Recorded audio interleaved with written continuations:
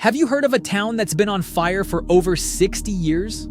It's not a myth, it's Centralia, Pennsylvania. Beneath its cracked roads and empty homes, coal fires still burn non-stop, turning it into one of America's eeriest ghost towns. Today on Travel Pug, we'll uncover how the fire started, why it never stopped, and what became of the people who once lived there. Centralia started as a coal mining town in the 1800s. Back then, coal was black gold. It powered trains, heated homes, and fueled industries. Centralia sat right on top of rich anthracite coal deposits, which made it a busy little town. At its peak, it had over 2,000 residents, churches, shops, schools, and bars. Life here revolved around mining. Generations of families worked in the mines, and the town thrived for more than a century. But no one knew that the very resource that built Centralia would one day destroy it. The year was 1962. Just before Memorial Day, the town hired firefighters to clean up a local landfill near an old mine pit. The easiest way to get rid of trash back then was simple: set it on fire. The problem? The fire wasn't fully put out. It slipped through a hidden opening and spread into the coal seams underground. And once coal catches fire, it doesn't go out easily. Instead of burning in one spot, the flames began to move beneath the town, slowly but surely. At first, no one thought much of it. Small underground fires weren't unusual in coal country, but this one was different. It spread faster and deeper than anyone expected. By the 1970s, people began to notice odd things around town. Smoke rose from cracks in the ground. The smell of sulfur filled the air. Yards and streets got warm. Even in the winter, some spots were hot enough to set grass on fire. The most frightening part?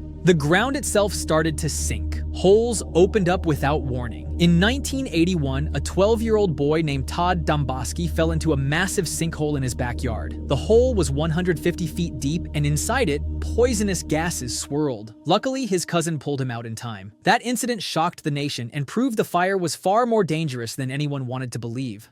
By the early 1980s, Centralia was in crisis. Carbon monoxide levels were high, homes were cracking, and the fire showed no signs of stopping. Experts estimated it could burn for another 100 years or more. The government stepped in. In 1984, Congress approved more than $40 million to relocate the townspeople. Families were offered buyouts to move elsewhere. Some accepted and left. Others refused, holding on to their homes and memories. Over time, the majority of Centralia's residents packed up and disappeared. Houses were demolished, leaving behind empty streets and grass fields. What was once a lively mining town became a ghost town almost overnight. Even after evacuation orders, not everyone left. A small group of residents fought to stay in Centralia. They argued their homes were safe enough and that the government was exaggerating the danger. Lawsuits dragged on for years, but by the 1990s, most holdouts were gone. In 2013, the state officially claimed the remaining properties, but a handful of elderly residents were allowed to live out their lives there. As of today, only a few houses still stand, scattered across what looks more like open land than a town. If you visit Centralia today, you won't find much of a town. Most of the houses are gone. The streets lead nowhere. Nature has taken back the land, with trees and weeds covering old foundations. But the signs of the underground fire are still there. You can spot steam rising from cracks in the earth. The ground is warm in places, and if you take a deep breath, you might catch the faint smell of burning coal mixed with sulfur. The most famous spot is the old graffiti highway. This abandoned stretch of Route 61 buckled and cracked from the heat below. For years, visitors covered it with colorful graffiti, making it a strange tourist attraction. But in 2020, the landowners covered it with dirt to keep people away. Still, Centralia remains a destination for those curious about abandoned places. You might wonder, if the fire started in 1962, why didn't they just put it out? The answer is complicated. Coal seam fires are extremely hard to stop. Once the flames spread underground, they can move for miles in all directions.